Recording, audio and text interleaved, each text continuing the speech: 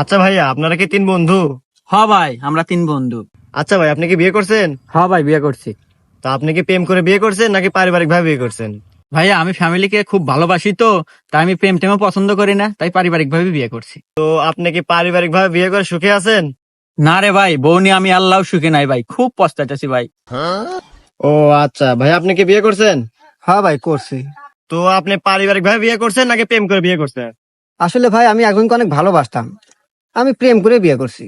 তো আপনি প্রেম করে বিয়ে করে কি সুখে আছেন? না রে ভাই, প্রেম করে বিয়ে করে আমি আল্লাহ সুখেও নাই ভাই। ও আচ্ছা ভাই, আপনি কি বিয়ে করছেন? না রে ভাই, আমি বিয়ে করি নাই। আরে ভাই, আপনি এত খুশি কে? আরে ভাই, বিষয়টা বোঝেন নাই।